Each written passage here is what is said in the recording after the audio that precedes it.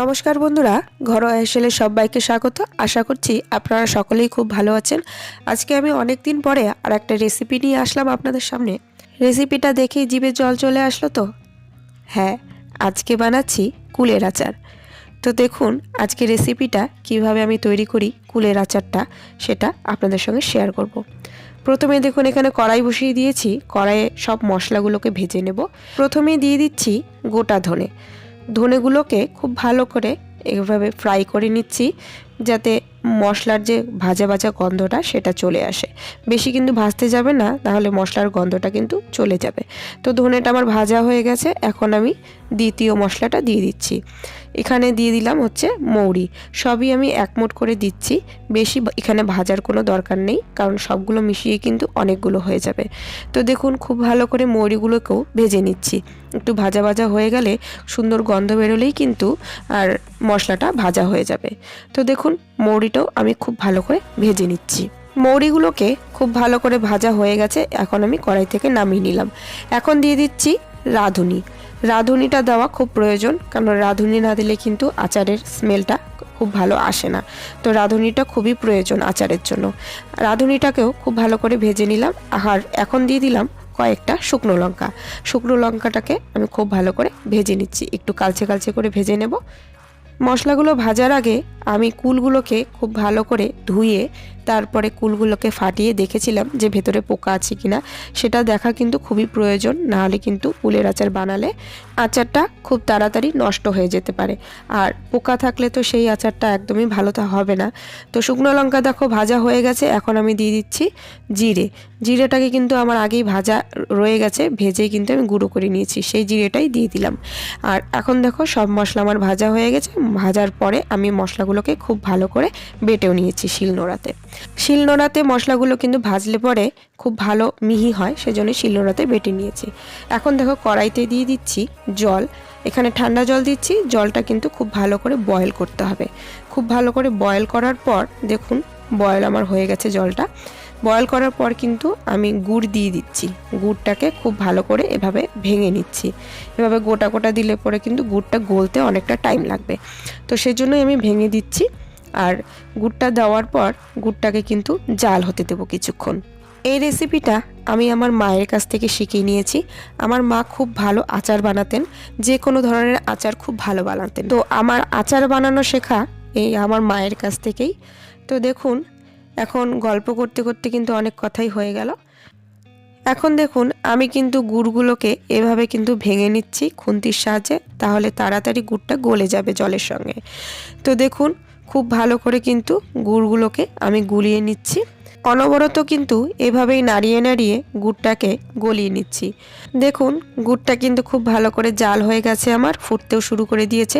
বেশি কিন্তু গুড় জাল দিলে পরে কিন্তু আচারটা শক্ত হয়ে যেতে পারে, সেজন্য খুব বেশি করে জাল দেওয়া যাবে না। এখন আমি কুলগুলোকে দিয়ে দিচ্ছি। গুড়ের সঙ্গে খুব ভালো করে মিশিয়ে নিতে হবে এই কুলগুলোকে।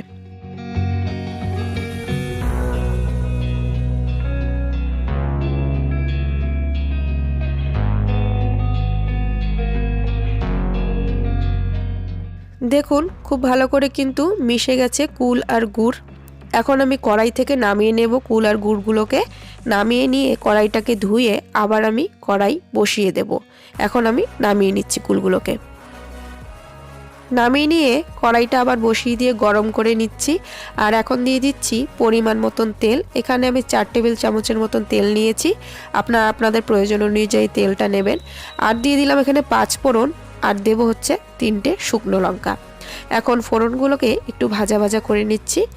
আপনারা চাইলে কিন্তু ফোড়ন আর গুড় আগেই কিন্তু গলিয়ে নিতে পারেন, আগেই দিতে পারেন, কিন্তু আমি নামিয়ে নেওয়ার পরেই করলাম, আবার ফোড়নটা দিলাম।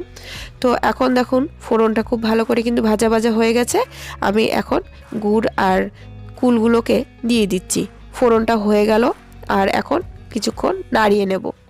এখন আমি তেলের সাথে খুব ভালো করে কুলগুলোকে মিক্সড করে নেব। এখনও কিন্তু অনেকটাই জল রয়ে গেছে, এখনও অনেকটাই হতে বাকি।